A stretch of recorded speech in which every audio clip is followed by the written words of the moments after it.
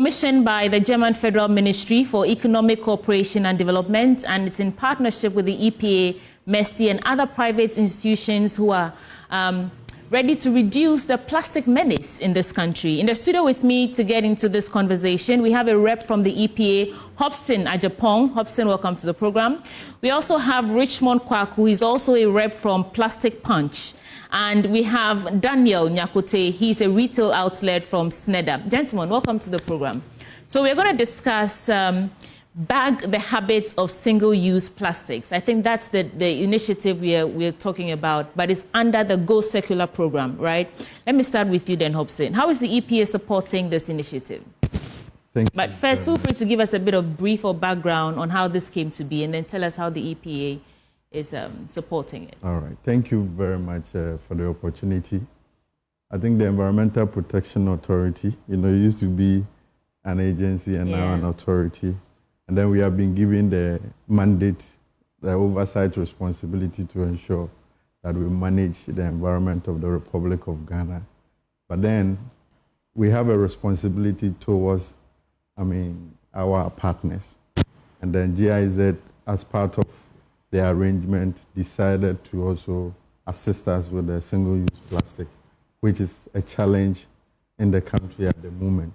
It's a global issue that we need to address. And I'm sure this intervention is going to help us to be able to achieve our mandate as well. That is why we are supporting the... Okay.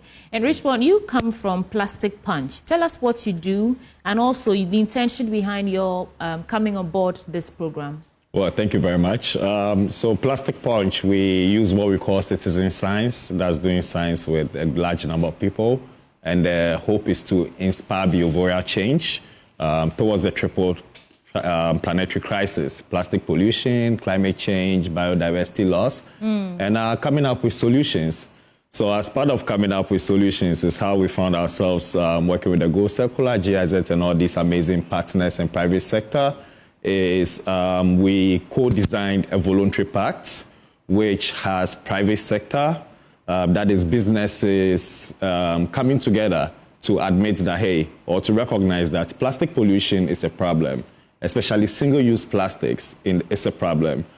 So we're working with supermarkets and bringing the supermarkets together to decide, just like was done in other countries, like in the UK, like in France, to put a price on these single-use plastic bags, which are distributed for free in the supermarket. That way, the next time the customer is coming, a form of a behavioral nudge, the next time the customer is coming, they pay for these single-use plastics and thereby coming with their own reusable bag. Hence, bagging the habits. Yeah, I thought that was an interesting way to put it, to bag the habits. They say our habits make us. So if we can actually get into the habits of using single plastic, then we are one step closer to solving the problem. Let me speak to the rep from Snedda now, and Daniel Nyakoto. Daniel, what's the motivation behind you signing on board this voluntary pact against single-use plastics? Also, tell us a bit about Snedda before you get into it. Okay. So I'm Daniel, as you do mention. Snedda is a retail, and then we do wholesaling also. We are specialized on getting these Indian items, like the Indian spices.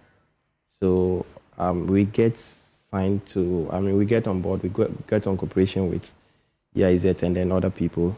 And then the reason why we took that decision is to reduce the single plastic used. To stop, we feel like it's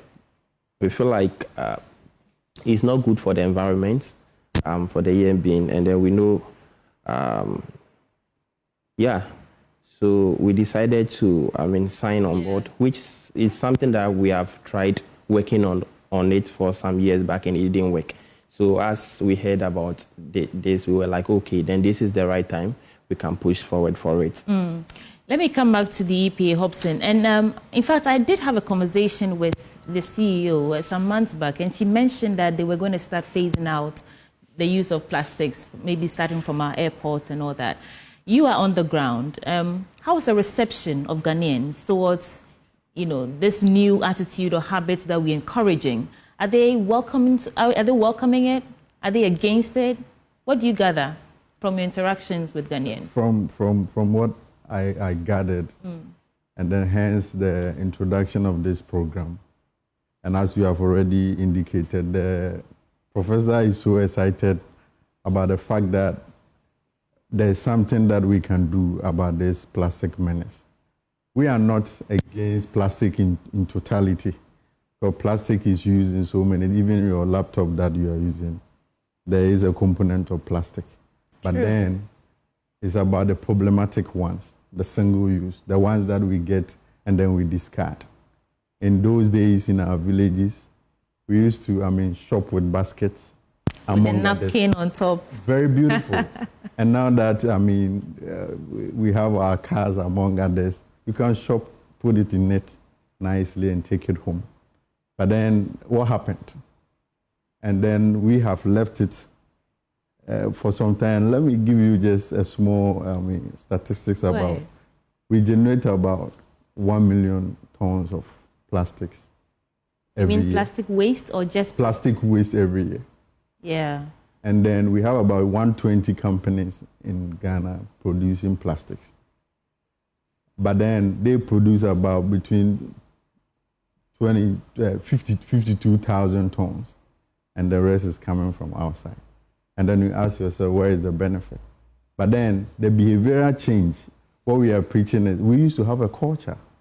And that culture, we need to understand that it was a good culture. The only issue we had with it was the hygienic aspect, which we were supposed to look at it. But then we introduced the plastic. Recently we conducted a research, and then it indicated that one single-use plastic, the cocoa we eat, the porridge in plastic, if you consume just one, is equivalent to about consuming about 30, how many? 36. About 36 sticks of cigarettes. Yeah. So it's about human health. Yeah. It's about the environment. And that is what we need to. So it's a collective decision that we all need to take. Okay. It's a lifestyle that we need to change towards a sustainable environment. And if you look at our policy, plastic management policy, national plastic management policy, it is clear. The first focal area is behavioral change. And how can we do that? We need to find an alternative. And the alternative exists already. Yeah. Let's go back to it. Let's adopt it. Let's use those tote bags. And assume if you go to the shopping mall and you have your tote bag, you avoid about 10 of the plastics. We have to be wrapping up now. You see, I know that people change one of three reasons. Either they hear enough that they want to change, they experience enough that they want to change, or something drastic happens to them that causes them to want to change. I know that it's a long haul, but we are starting from somewhere. I'll give you 30 seconds each to just talk to the people so that they hear you on why we need to bag the habits of single-use plastics. Let's go. Nice, thank you. I think, first of all, I want to say very big kudos to the supermarkets who are signed on board this voluntary pact. In so many countries where they've been able to manage or been able to deal with single-use plastic, it started with action by the private sector. This is a situation where in Ghana, our supermarkets have come together and said that, hey, we are going to put 50 pesos on these plastics so that we can encourage more reusable lifestyles.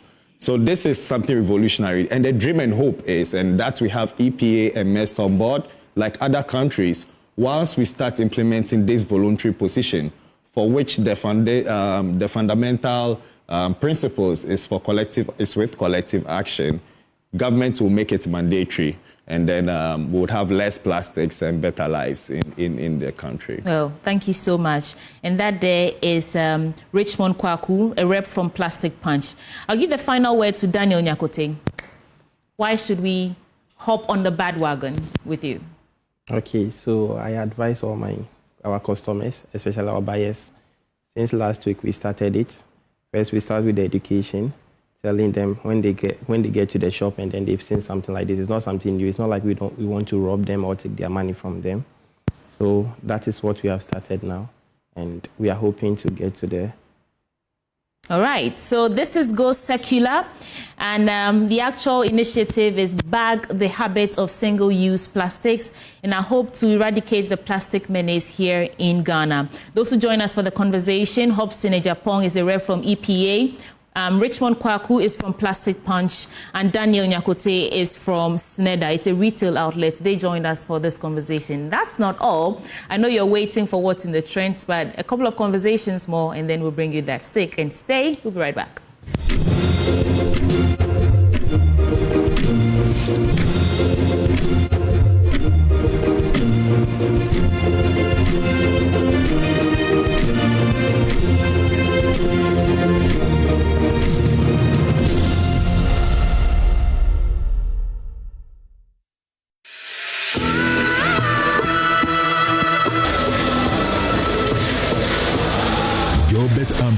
Of St. Augustine's College was born with a rare deformity in his right leg. So when I approached Madam, he told me Gilbert came with one leg. In medical term, it's called paraxial hemimelia. But the discovery of an amazing sporting talent and the undying will to